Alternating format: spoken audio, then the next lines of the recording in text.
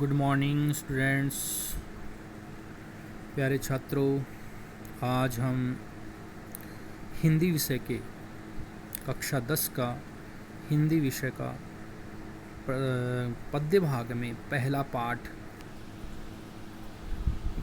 सूरदास के बारे में जानेंगे। सूरदास के बारे में आप पिछली कक्षाओं में पढ़ते आए हैं और उनके बारे में सामान्य जानकारी रखते हैं। फिर भी मैं आपको इनके जीवन के बारे में कुछ प्रकाश डालता हूँ। सूरदास भक्ति काल के सर्वश्रेष्ठ रचनाकारों में से एक हैं। ये भगवान श्री कृष्ण के परम भक्तों में से एक है।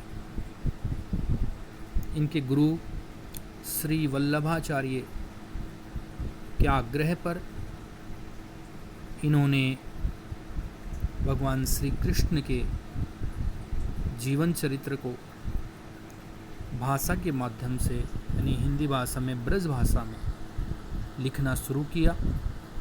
और इनकी जो भाषा शैली है बहुत ही सुंदर, सरस है। कहते हैं कि इनका जन्म लगभग संवत 1540 विक्रम संवत 1540 के लगभग आगरा और मथुरा के बीच में एक छोटा सा गांव रुनुकता नामक स्थान पर हुआ। कुछ लोग ऐसा मानते हैं कि इनका जन्म दिल्ली के पास सिही नामक ग्राम में हुआ है। जो भी हो, इनके पिताजी का नाम श्री रामदास था और कहा जाता है कि ये जन्मांध थे, लेकिन कुछ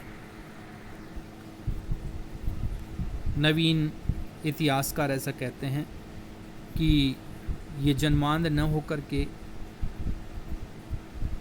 उम्र के अंतिम पड़ाव में जाकर के इन्होंने अपनी आँखों की रोशनी खोई और इन्होंने 3 महाकाव्य या रचनाएं कह दो लिखी हैं, जिनका नाम क्रमशः है शूरसागर है, जो कि अत्युत्तम है, सर्वश्रेष्ठ है, सबसे बड़ा महाकाव्य है।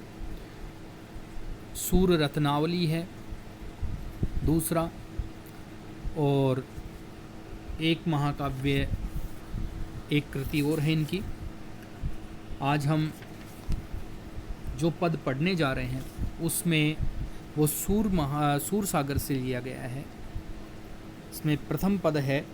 इस पद में ये सूरसागर से संकलित है और पहला ही पद है। इसमें भगवान श्री कृष्ण भोली भाली राधा को खेलने के लिए प्रेरित करते हैं। देखते हैं क्या है इसमें। इस पद में कहा गया है, बताया गया है कि ब्रज की गलियों में जैसे राधा जी आती हैं, तब प्रथम बार भगवान श्री श्याम, भगवान श्री कृष्ण उनसे मिलते हैं।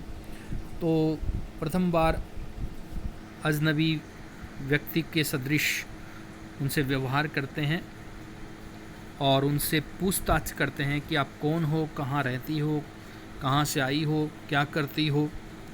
तो पढ़ते हैं पहला ही पद। बूझत श्याम कौन तू गोरी,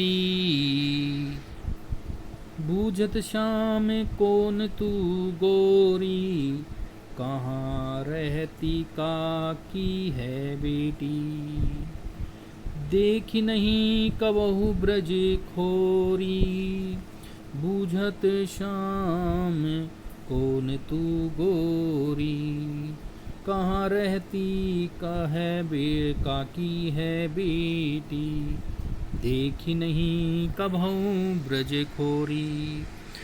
भगवान श्याम है यानी कृष्ण, वो राधा जी को प्रथम बार ब्रज में मिलते हैं तो पूछते हैं, बूझत मानी पूछते हैं, बूझत मीन्स पूछते हैं कि हे गोरी, गोरी मीन्स हे गोरी, कौन तू, तुम कौन हो, कौन तुम कौन हो?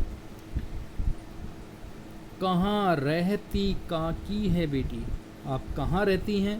कहाँ मीन्स कहाँ रहती मानी रहती हैं। काकी है बेटी, किसकी बेटी हो?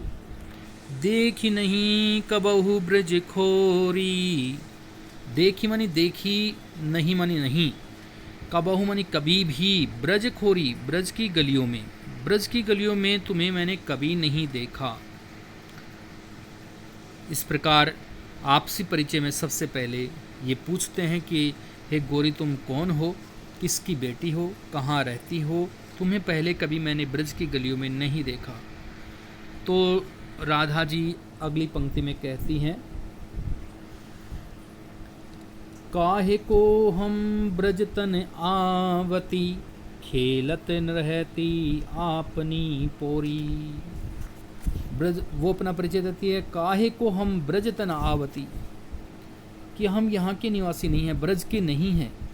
और ब्रज तन यानी ब्रज की तरफ, काहे को मानी किस लिए, हम मानी मैं, आवती आती हूँ, यानी मैं, मुझे क्यों आना है, मुझे क्या आवश्यकता है ब्रज में आने की। खेलत रहती आपनी पोरी, कि मैं तो अपनी पोरी में यानी अपनी पोड़ी में, अपने घर के दरवाजे के अंदर खेलत रहती, खेलती रहती हूँ। सुनत रहती श्रवणनी नंद डोटा, सुनत रहती श्रवणनी नंदोटा, ढोटा करत फिरत माखन दधी चोरी। और श्रवणनी मानी कानों से, श्रवणनी मीन्स कानों से, सुनत रहती ये सुनती रहती हूँ, कि नंद डोटा, नंद का लाल, नंद का बेटा, कोई नंद का बेटा है जो करत फिरत माखन दधी चोरी। ब्रज के बारे में बस इतना ही जानती हूँ कि यहाँ पर कोई नंद का लाल है, नंद का बेटा है, जो माखन मानी मक्खन की, दधी मीन्स दही की, चोरी मानी चोरी, करत फिरत करता रहता है। यहाँ संभवतः राधा जी ने न श्री कृष्ण को पहचान लिया है और व्यंग्य भाव से उनको कहती है कि छल रही हैं कि शायद कोई नंद का लड़का है जो यहाँ मक्खन चोरी करता रहता है। तो भगवान श्री कृष्ण कहते हैं, वो राधा जी को पहचान चुके हैं कि राधा ने उनको पहचान लिया है। तुमरो कहा चोरी हम ले है, कि तुम्हारा हमने क्या चुरा लिया है। तुमरो मानी तुम्हारा, कहा मानी क्या, चोरी मानी चोरी, हम ले है मानी हमने ले लिया है। तुम्हारा हमने क्या चुराया है, हमने तुम्हारा कुछ नहीं चुराया है। यानी इसका मतलब कहना चाह रहे हैं कि मैं ही वो श्री कृष्ण हूँ जिसके बारे में तुमने सुना है। खेलन चलो संग मिली चोरी, अब कहते हैं श्री कृष्ण कि चलो कोई बात नहीं, अब तुमने मुझे पहचान लिया है, तो चलो मैं श्री कृष्ण हूँ और तुम राधा हो, तो चलो, चलो मानी चलो, खेलन मानी खेलने के लिए, संग मानी साथ साथ, मिली जोरी मानी जोड़ी बना करके खेलते हैं, मिलजुल करके साथ साथ खेलेंगे। सूरदास प्रभु रसिक शिरोमणि, बातनी भुरही राधिका भोरी। सूरदास प्रभु रसिक शिरोमणि, बातनी भुरही राधिका भोरी। सूरदास जी कहते हैं कि मेरे प्रभु, प्रभु मानी मेरे प्रभु, प्रभु मीन्स मेरे प्रभु, रसिक शिरोमणि हैं, यानी रसिकों में जो प्रेम करने वाले हैं उनमें सबसे ज़्यादा रसिक हैं, प्रेमी हैं,